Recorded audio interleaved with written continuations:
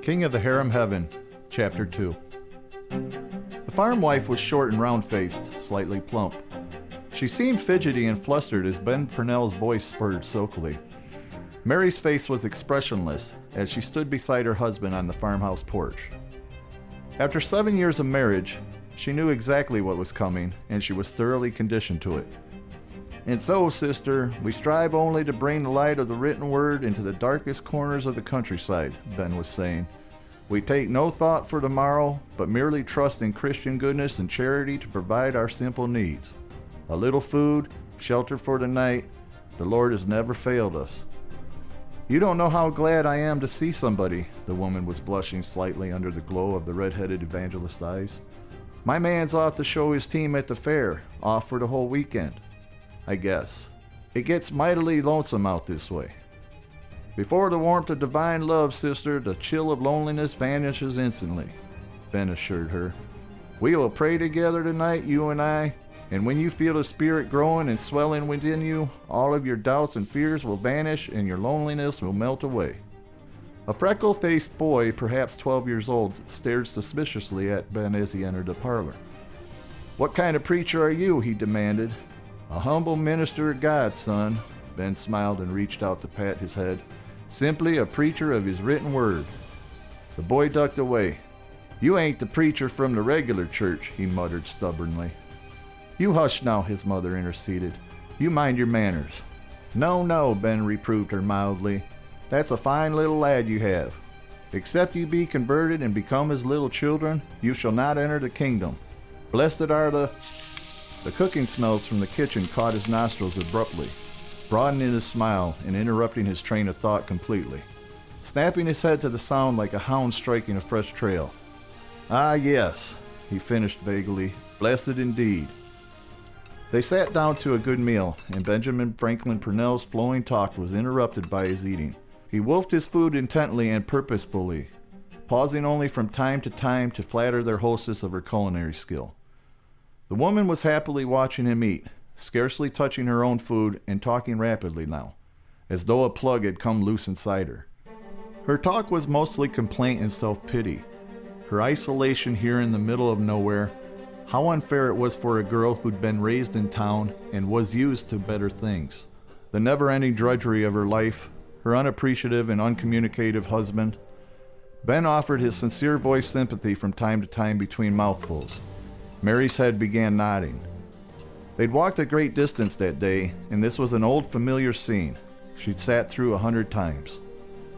The young boy was strangely silent, but kept right on glaring accusingly at the red-headed intruder.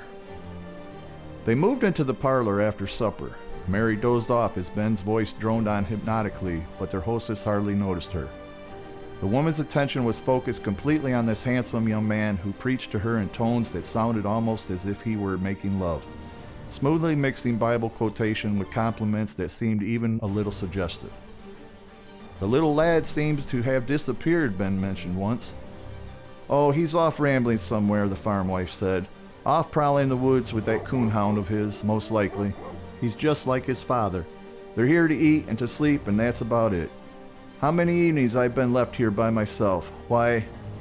Several hours later, when the house was silent, except for the steady sound of the wind outside, Mary heard Ben slipping out of bed beside her in the little-used first-floor room they'd been given.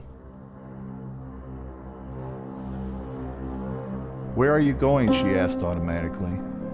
"That poor woman is a troubled soul," he explained softly and sadly. "It's my duty to minister to her needs, to give her what spiritual comfort I can." Mary merely rolled over and was sleeping again before the sound of his footsteps reached the top of the stairs. She woke up again.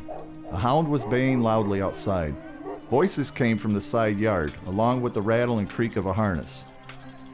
There was a tremendous thump on the floor above her, then the frantic drumming of bare feet down the stairs. Ben Purnell burst back into the room. "Grab your things," he shouted in a whisper. "Come on." "What is it?" she asked sleepily. "What's the matter?" "Never mind," he hissed desperately. "Hurry up." As she fumbled clumsily and uncertainly in the darkness, he snatched up their clothing, crammed it into their cheap tin suitcase, then grabbed her wrist and started to pull her out of the room. The loud thud of footsteps came from the front porch, and he jerked her back, swinging their door closed, standing motionless just behind it. "Don't make a sound," he whispered in her ear. "Don't move." The front door slammed open. The hurried steps came directly down the hall, directly toward them. Ben Purnell's breathing cut out abruptly, and his grip on Mary's wrist tightened painfully. "I'll bet he ain't no real preacher at all," the boy's voice ran out, excited and happy. "I'll bet anything he ain't. We'll see right quick," a man's voice was gruff and snorting. "A fella from Overcast Town was telling me something today, and if this is the same redhead son of a..." At the last moment, not a half dozen steps away, the voices turned and went rapidly up the stairs. "Now," Ben's breath came out in a gasp. "Let's go." He swung their door open and yanked her down the hall with him, out across the front porch and through the mud of the yard. Still barefoot and in night clothes, they went down the road at a full run, the suitcase swinging from one of Ben's hands, his other still locked about Mary's wrist. The night was very dark. Rain was still falling. Mary couldn't keep up. He dragged her along, sliding and stumbling. "Wait a minute, Ben," she begged. "Wait." "Hush." He looked back down the road, then turned and yanked her into a dense thicket, the load of water and the branches splashing down on their already wet bodies, soaking and chilling them. They crouched there, motionless, as a team and wagon splashed loudly by, a dim hunched figure cursing at the horses and lashing at them with the reins. When the wagon had gone on out of hearing, Ben pushed on through the brush to a small clearing, where they hurriedly dressed in darkness. They waited there silently until they heard the wagon clattering back toward the farmhouse, back to search in the other direction. Then they fumbled their way through the thicket and on down the road.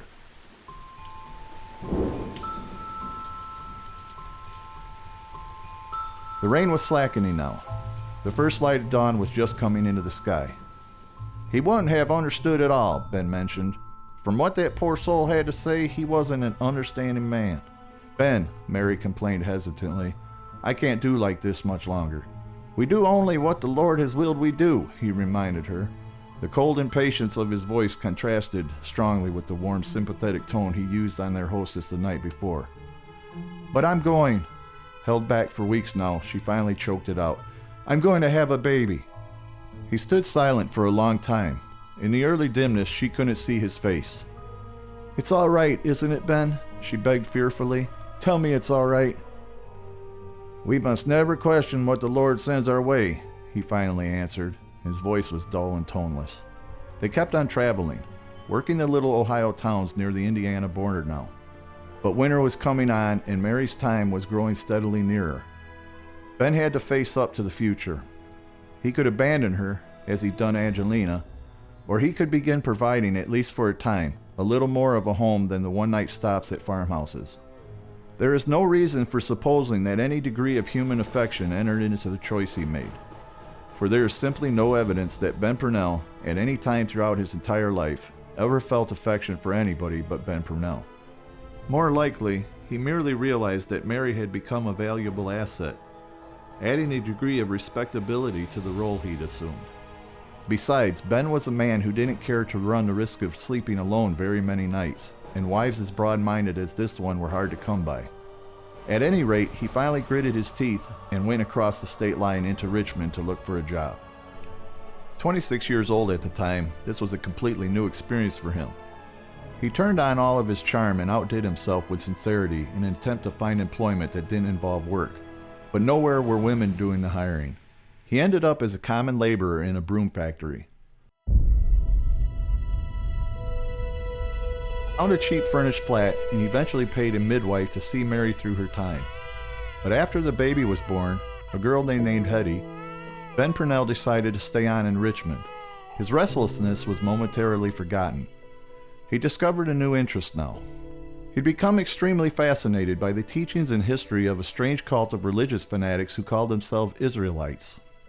Back in the year 1792, a poverty-stricken English charwoman named Joanna Southcott had suddenly gone into a trance, then awakened from it, insisting that she was a prophet, the first of 7 divine messengers who would be sent down from heaven in a last-ditch attempt to save the world from Satan. The Lord had chosen her to bring together an ingathering of 144,000, she'd announced. When the final 7th angelic messenger arrived, she decided from an imaginative interpretation of the book of Revelations, all who believed in him would enjoy the millennium. When the final seventh angelic messenger arrived, she decided from an imaginative interpretation of the book of Revelations, all who believed in him would enjoy the millennium, the 1,000 years of peace and plenty, while the rest of humanity would perish. Through the next 20 years, she accumulated a vast fortune and about 100,000 followers, short of the goal the Lord had set, but still a sizable congregation. She'd also turned out dozens of religious pamphlets which became the sacred writings of the sect. Finally, in the year 1814, Joanna had announced that she would bring forth the second messenger by immaculate conception. Since she was 65 years old at the time, this had been a joke to all but her devoted followers. Then suddenly her stomach had started to swell. Some doctors who had examined her had insisted these symptoms were strictly psychological.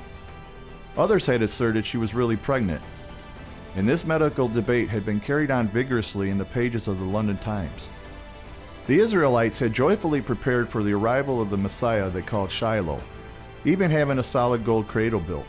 But the old woman's stomach had collapsed abruptly, and the doctors attending her had pronounced her dead.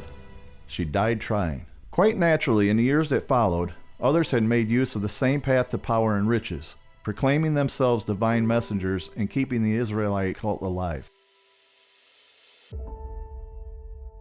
Announcing new revelations, broadening Joanna Southcott's original concept with new liturgy. The second messenger had been Richard Brothers, the third, George Turner, the fourth, William Shaw. The Israelites had been split repeatedly by rival messengers denouncing and branding each other as heresiarchs, and the factionalism and infighting had caused the loss of a good share of the original converts. But not until the 1850s, when a man named John Rowe had proclaimed himself the fifth angelic messenger, had any amount of public scandal come to the cult. John Rowe's revelations had told him that shaves and haircuts were to be outlawed from that time on. They'd also told him that all young girls were to be sent to him for a rite he described as cleansing of the blood or female circumcision, which meant simply that he demanded first choice of the virgins of the sect. Rowe's biblical justifications for this had been that if young boys were unclean in the eyes of God without circumcision, young girls were also unclean without a similar severing of tissue and letting of blood. Under the leadership of a man named John Ward, a large proportion of the Israelites had refused to accept these innovations and had turned apostate, calling themselves Southcottites and following only Joanna's original teachings. But John Rowe had tightened his hold on those who remained, the faction known as Rowites, and had put his perverted practices into effect, even winning new converts through endless missionary tours. Modern experts believe he was hopelessly insane. If a madman, he was a shrewd and convincing madman.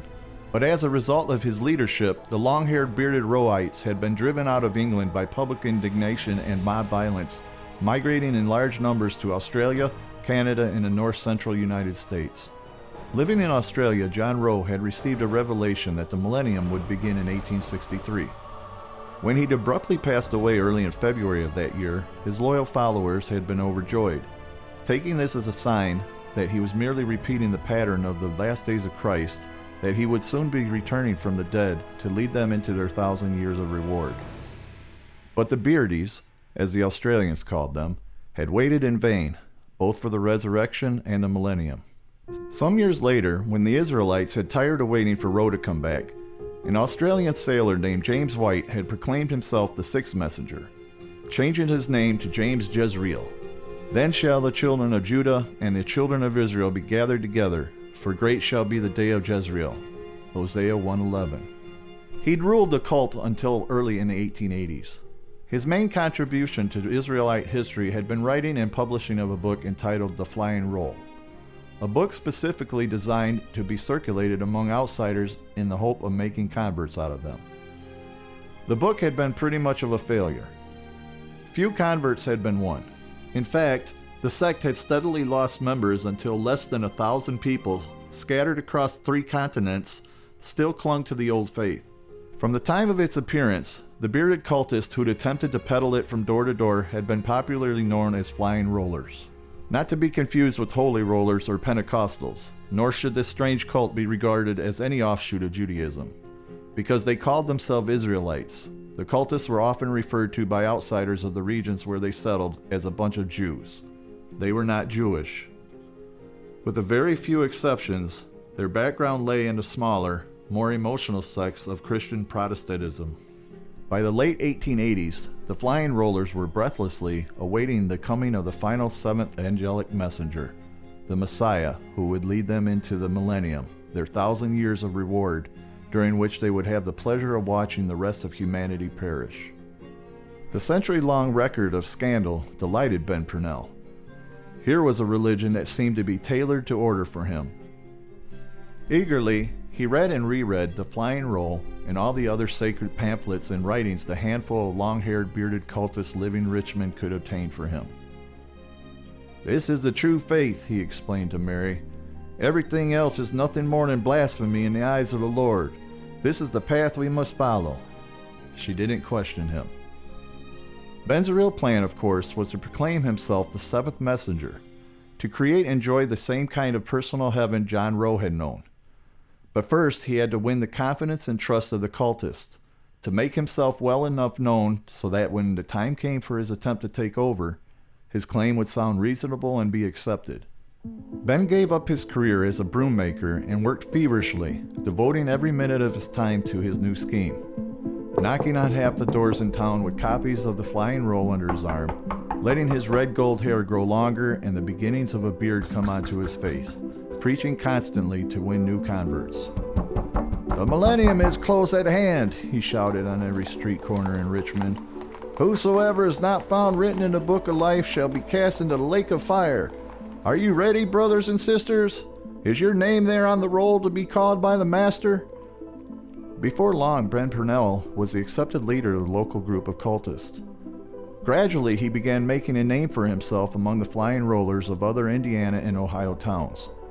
But just as he was almost ready for the final gamble, word arrived that someone had beaten him to it. A man named Michael Kiefer Mills, well known among the Israelites and now calling himself Prince Michael. "And at that time shall Michael stand up, the great prince, and at that time people shall be delivered, every one that should be found written in the book," Daniel 12:1, had just received a revelation telling him he was the seventh angelic messenger and was establishing the seventh kingdom in Detroit, Michigan, calling it the new and latter house of Israel. Secretly furious and sick with disappointment, Ben toyed for a time with the idea of having a revelation of his own, denouncing Prince Mike as an impostor and heresiarch, calling on the cultists to desert Mills and come to Richmond. But he finally put aside the notion. Still, he couldn't quit now. He couldn't throw away several years of work. In January of 1892, he decided to move to Detroit to join the new colony. "We must hurry to join the ingathering," he informed Mary. "The millennium could come any day now." Again, she didn't question him. She never questioned him. The moment Benjamin Franklin Purnell met Michael Kiefer Mills, he realized that the new divine messenger was no religious fanatic, but merely another opportunist like himself. Nearly 100 of the bearded Israelites had rushed to find quarters in the district that surrounded Mills' home, which he now called God House, at 37 Hamlin Avenue on the north side of Detroit. And already their messenger was playing them for all he could get, bleeding the little people of the sect unmercifully. To prove themselves fit to enjoy the millennium, all who joined the new and latter house of Israel were expected to give up earthly wealth. Give it up to Mike Mills, of course. Since there was no room for idle hands in the seventh kingdom, all of the faithful, men and women alike, were required to work at full-time jobs and to spend every spare moment peddling the Flying Roll from door to door in hopes of bringing in more converts, as well as the profits from the book. To keep his followers free from temptation, the prince relieved them of all their earnings, then generously returned just enough for a bare subsistence. The red-headed young man from the Kentucky hills was deeply impressed by all of this, but he was even more impressed by the fact that Mike Mills had already managed to resurrect the old Roeite practice of blood cleansing, of female circumcision, demanding not only the wages but also the daughters of his followers. Although his wife was still living at God House, the prince had brought in 7 or 8 other women to join her there. He called them pieces of the Godhead. They were supposed to number 10 eventually, and each piece was supposedly there to symbolize and exemplify some desirable virtue to the little people of the new and latter house of Israel. In age, they ranged from 49-year-old Eliza Court, a hatchet-faced woman with graying hair who personified spiritual affinity, to a strikingly beautiful 15-year-old girl named Bernice Bickle, who personified obedience. The prince gave a warm welcome to the new arrivals from Richmond. Mike Mills had already heard of Ben Purnell and his energetic laboring in behalf of the Israelites. Noticing his impressive appearance and his convincing tone of voice immediately, Mills realized full well that this red-headed hillbilly could be an extremely valuable lieutenant for him in the scheme of things he was creating. Besides, he took a liking to the younger man. Only a few days passed before a new trance descended upon Prince Mike, with the revelation that Ben Purnell had been divinely chosen a pillar of Israel, a rank second only to that of the messenger himself. A pillar was exempt from the requirement of holding an outside job, and in addition enjoyed a higher standard of living than his fellow cultists, the little people. A pillar's duties consisted entirely of enforcing the messenger's edicts and making missionary tours. In return for this privileged status, the prince expected gratitude, loyalty, and unqualified support in all things. Purnell was definitely one man Mills wanted in his own corner. But what Prince Michael Mills somehow failed to realize was that Benjamin Franklin Purnell, from his very first days at Detroit, was constantly scheming and plotting to overthrow and replace him.